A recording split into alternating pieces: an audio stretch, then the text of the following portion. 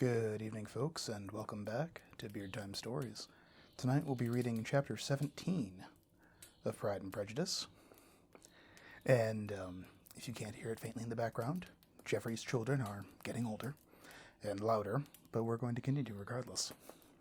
So enjoy the sounds of what I believe is starling ASMR in the background.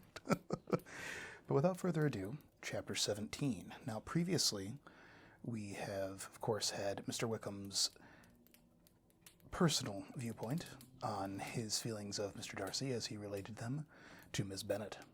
So, Chapter 17. Elizabeth related to Jane the next day what had passed between her and Mr. Wickham. Jane listened with astonishment and concern. She knew not how to believe that Mr. Darcy could be so unworthy of Mr. Bingley's regard, and yet it was not in her nature to question the veracity of a young man with such amiable appearance as Wickham. The possibility of his having really endured such unkindness was enough to interest all her tender feelings, and nothing therefore remained to be done but to think well of them both, to defend the conduct of each, and to throw into the account of accident or mistake whatever could not be otherwise explained. They have both, she said, been deceived, I dare say, in some way or other, of which we can form no idea. Interested people have perhaps misrepresented each to the other. It is, in short, impossible for us to conjecture the causes or circumstance which may have alienated them, without actual blame on either side. Very true indeed. And now, my dear Jane, what have you to say in behalf of the interested people who have probably been concerned in the business? Do we clear them too, or shall we be obliged to think ill of somebody? Laugh as much as you choose, but you will not laugh me out of my opinion. My dearest Lizzie, do but consider in what a disgraceful light it places Mr. Darcy to be treating his father's favourite in such a manner, one whom his father had promised to provide for. It is impossible. No man of common humanity, no man who had any value for his character, could be capable of it. Can his most intimate friends be so excessively deceived in him? Oh, no. I can much more easily believe Mr. Bingley's being imposed on, than that Mr. Wickham should have invented such a story of himself as he gave to me last night. Names, facts, everything mentioned without ceremony. If it is, be not so, let Mr. Darcy contradict it. Besides, there was truth in his looks. It is difficult indeed.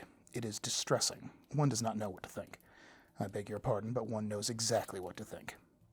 But Jane could think with certainty only on one point, that Mr. Bingley, if he had been imposed on, would have much to suffer when the affair became public. The two young ladies were summoned from the shrubbery where this conversation passed by the arrival of some very persons of whom they had been speaking.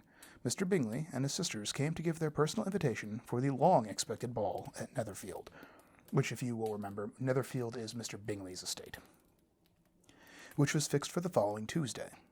The two ladies were delighted to see their dear friend again, called it an age since they had met, and repeatedly asked what she had been doing with herself since their separation. To the rest of the family they paid little attention, avoiding Mrs. Bennet as much as possible, and saying not much to Elizabeth, and nothing at all to the others. They were soon gone, rising from their seats with an activity which took their brother by surprise, and hurrying off as if eager to escape from Mrs. Bennet's civilities. The prospect of the Netherfield ball was extremely agreeable to every female of the family. Mrs. Bennet chose to consider it as a given compliment to her eldest daughter, and was particularly flattered by receiving the invitation from Mr. Bingley himself, instead of a ceremonious card. Jane pictured herself a happy evening in the society of her two friends, and the attentions of their brother, and Elizabeth thought with pleasure of dancing a great deal with Mr. Wickham, and of seeing confirmation of everything in Mr. Darcy's looks and behaviour. The happiness anticipated by Catherine and Lydia depended less on any single event, or any particular person, for though they each, like Elizabeth, meant to dance half the evening with Mr. Wickham, he was by no means the only partner who could satisfy them, and a ball was, at any rate, a ball, and even Mary could assure her family that she had no disinclination for it. And if you remember, Mary is the bookish sister, because heaven forbid we have an introvert in the family. Good God. While I can have my mornings to myself, said she, it is enough. I think it no sacrifice to join occasionally in the evening engagements. Society has claims on us all, and I profess myself one of those who considers interval of recreation and amusement as desirable for everybody. Elizabeth's spirits were so high on the occasion that though she did not often speak unnecessarily to Mr. Collins, she could not help asking him whether he intended to accept Mr. Bingley's invitation. and if he did, whether he would think it proper to join in the evening's amusement. And she was rather surprised to find that he had entertained no scruple whatever on the head, and was very far from dreading a rebuke from either the Archbishop or Lady Catherine de Bow by venturing to dance. "I am by no means of the opinion, I assure you," said he, "that a ball of this kind, given by any young man of character to respectable people, can have any evil tendency, and I am so far from objecting to dancing myself that I shall hope to be honoured with the hands of all my fair cousins in the course of the evening. And I take this opportunity of soliciting yours, Miss Elizabeth, for the first 2 dances especially, a preference for which I must trust my cousin Jane will attribute to the right cause, and not to any disrespect for her." Elizabeth felt herself completely taken in. She had fully proposed on being engaged by Mr. Wickham for those very dances, and to have Mr. Collins instead. Her liveliness had never been worse timed. There was no help for it, however. Mr. Wickham's happiness and her own was perforce delayed a little longer, and Mr. Collins' proposal accepted with as good of a grace as she could. She was not better pleased with his gallantry, from the idea it suggested of something more. It now struck her that she was selected from among her sisters as being worthy of the mistress of Hunsford Parsonage, and of assisting to form a quadrangle table at Rosings, in the absence of more eligible visitors. The idea soon reached a conviction, as she observed his increasing civilities towards herself, and heard his frequent attempt at a compliment on her wit and vivacity. And though more astonished than gratified herself by the effect of her charms, it was not long before her mother gave her to understand that the probability of their marriage was exceedingly agreeable to her. Elizabeth, however, did not choose to take the hint, being well aware that a serious dispute must be the consequence of any reply. Mr. Collins might never make the offer, and till he did, it was useless to quarrel about him.